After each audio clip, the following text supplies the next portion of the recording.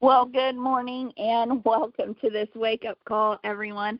We are so glad you are here. It is a Tuesday. We are in chapter number 89 of the book, The Little Things Matter. And I love the title of today's chapter, Find Balance Between Work and Family. So I'm going to read straight out of this chapter. These are words written by W. Todd Smith. So let's get started. Find balance between work and family. Although I haven't been the perfect husband or father, I've always been a great believer in leading a balanced life. I take pride in being a successful entrepreneur as well as a devoted family man. Married to my high school sweetheart for 25 years, we have raised and homeschooled 4 remarkable children ranging in age from 15 to 24. I realize that there are elements to living a happy and successful life beyond family and career, but finding the right balance between these two is where many people struggle. For those of you who are high achievers, it is absolutely critical that you maintain an appropriate balance in your life. If you neglect to invest time in relationships with your spouse and children, you will likely experience serious regrets in the future. For those of you who are spouses of high achievers, accept the fact that 40 hours a week is break even in life. If you want to enjoy a better than average quality of life, there are sacrifices you must make. If you aren't making these compromises, beware. I have never seen a marriage last when someone's spouse is holding him or her back. Have you? Here are 10 tips for enjoying a balanced life. Number 1, set your family and career goals. Most of you are familiar with setting personal goals. Equally important is the identification of your family goals. If you have not done so, write down your goals for 3 separate categories: your career, marriage, and family. Number 2, get support from your spouse. The only way you're going to achieve these goals is with the support of your spouse. Just as it would be unwise to think you can build a successful business without the support of your business partner, you won't build a successful marriage, family life, or career without the support of your spouse. Number 3, create blocks of time for work and family. One of the first things my wife and I did when we got married was put together a work and family schedule. What started out 25 years ago as a simple schedule where we blocked out time for my work and for time for us to be together has transitioned to a plan for our entire family. We designate blocks of time to spend with each child and together as a family. This one tip has made an incredible difference in my life and in the lives of my children. Number 4, review the schedule with the family. After you and your spouse have negotiated these blocks of time, review the schedule with your children and get their buy-in. Number 5, make sure your work time is respected. If you are self-employed, make sure everyone respects your work schedule by not interrupting you unless it's something that cannot wait. Number 6, don't conduct business during family time. It's important that during family time you focus on your family. When I'm with my family, I don't schedule calls or appointments. I don't check my email or go into my office to finish a project. My phone seldom rings during family time because everyone who knows me well respects these boundaries. Number 7, protect your family time. No texts, no emails, no phone calls. This applies to every family member. Make your family time a sacred time that is valued by everyone. Number 8, be present. Focus on your family. Put aside thoughts of other people or activities. Resist the temptation to talk about your work. Instead, concentrate on topics of interest to your family. Use this time to ask questions and discuss what is going on in their lives. Number 9, spend time with each child separately.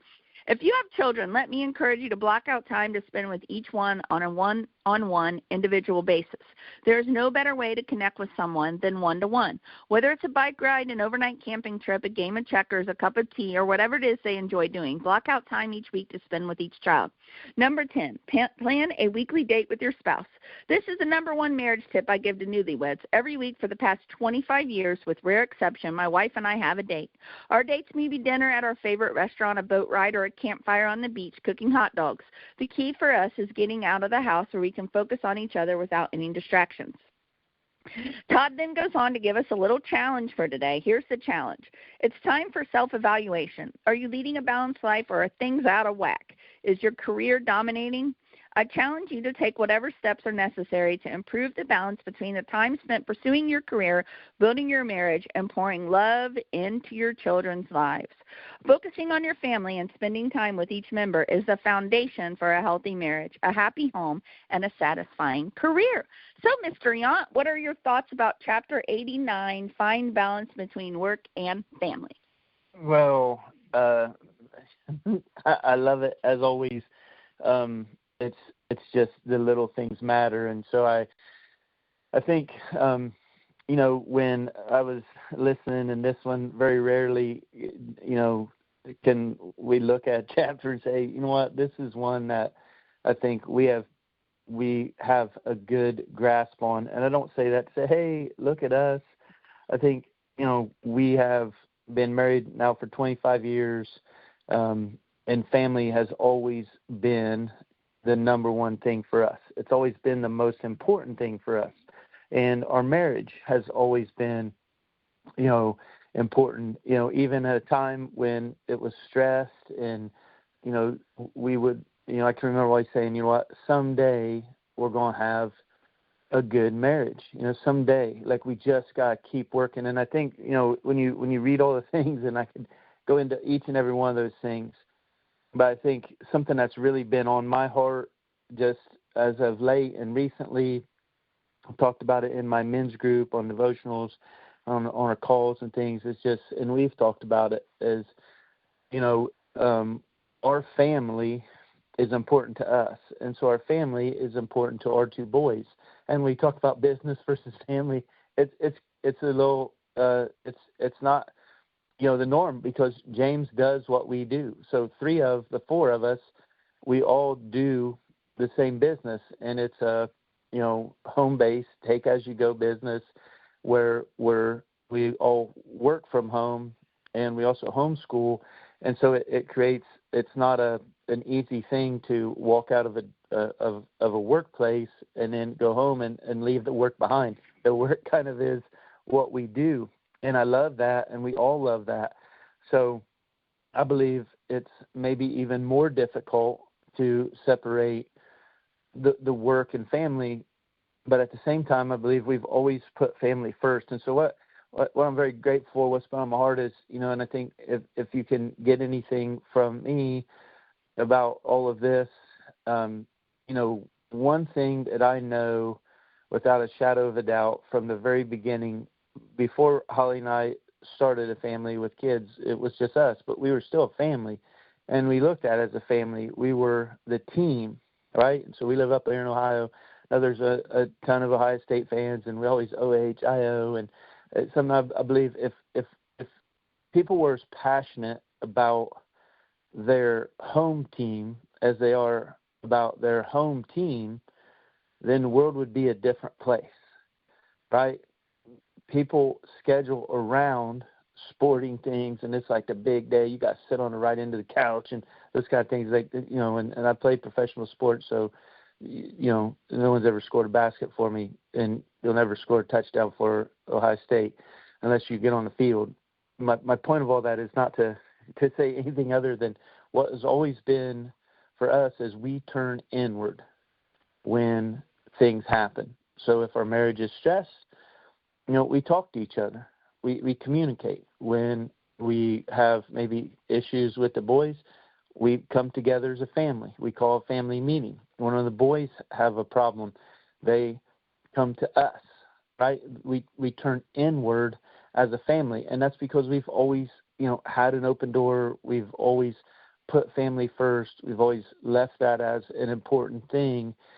And I think what I kind of realize, recently is, we always turn inward, right? Where a lot of people turn to their buddies or their man cave or, their friends, and you look for agreement rather than advice.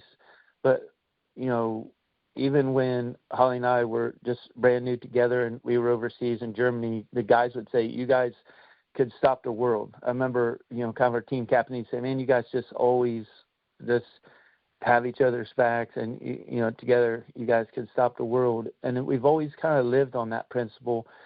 And, I think, first and foremost, like if whatever you're going through in life, and maybe you say, gosh, my marriage isn't there, blah, blah, blah. But maybe if you start working towards that, it would be there. If you turn inward instead of turning elsewhere, put importance on all of these, kind of 10 things that he's listed, because I think, man, I'm so grateful we do those things. But when you turn inward, also, we put God at the center of our family. We put God at the center of our marriage. And so when we turn inward towards each other, guess what we're turning to inevitably, and that's turning into God. And so that's, kind of my take, and I know that's a broader picture of everything, and it's not about saying, hey, look at us, this is where we're at. We started in a place where it was really a mess, and we weren't sure we were going to make it, but we knew we were going to fight for it. We knew we were going to do some things, and because we've done these things, Holly has dated the boys each separately ever since they've been alive. James 19 years, Charlie 10 years, every month without fail. Ever probably the last 5 years, right? We have done a date night.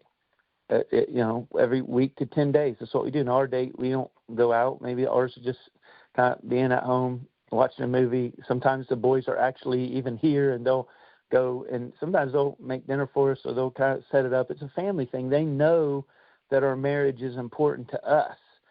And then, we do things separately, right? I train the boys. Sometimes it's by ourselves. Sometimes, yesterday, Charlie, it was just taking time to do little things. We went out and we played croquet because he's on this croquet kick. And it's not doing what you want to do, right? It's doing what they want to do, right? And spending time in their world and those little things. So anyways, that's kind of my take on that. I really, if anything, I want to say to all of these 10 things and to all of this, like my wife has been just the most important person for me to just, you got to give somebody accountability to say, hey, you can't, this is something where you might need to be better.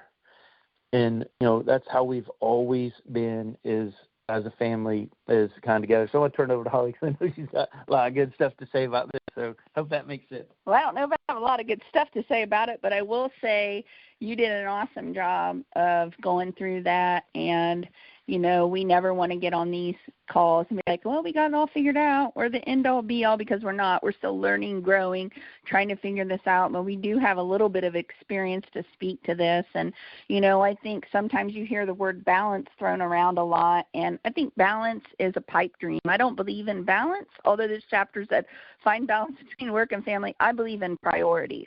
And so that's kind of what we have always agreed on, that there's really no balance in life, but there's a lot of priorities that you can set up and an expectation for your life with your family, with your marriage, with your children. And one thing about our children, and you can pull them aside without Jamie and I around and ask them all these questions. We're not just saying this. We really, truly try our best to live this out, and I believe that they would agree with that.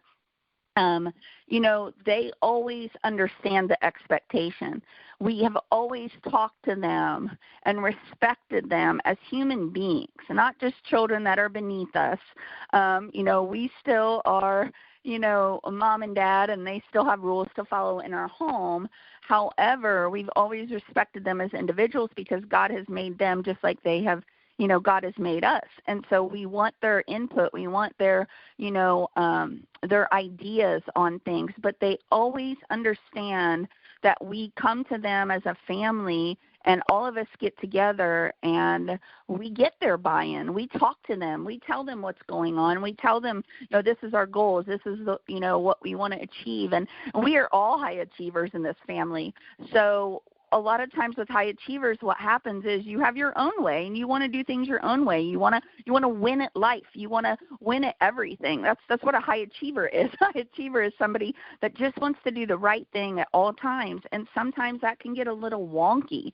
And I know Jamie gave me some credit for that, but I had to learn this myself, and I really try to implement that in our family. That, hey, you know what? Yes, we're high achievers. Yes, we're going 100 miles an hour. Yes, we want to do big things for God, and we want to do big things for our family and individually, but we can never forget what's really important.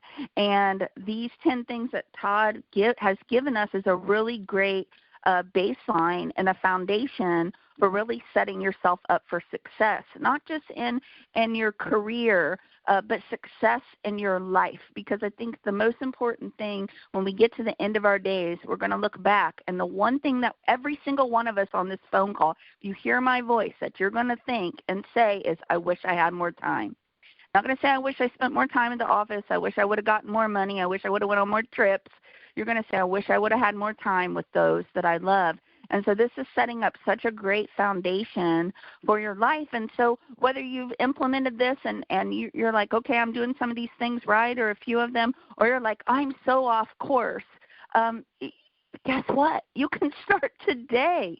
You can start right now when we get off this phone call and take some of these tips and say, you know what? I really want to look at this one. I really want to protect my time. I really want to put my phone away when I'm with my family. And it starts with the little things, right? The little things become the big things. So we love you all. Thank you for joining us today. We'll be back tomorrow. We like to say same bat time, same bat channel, right here, back here on the Wake Up Call. So I'll hand it over to Jamie to unmute the lines. Thank you all. All right. Thank you, everyone. And good.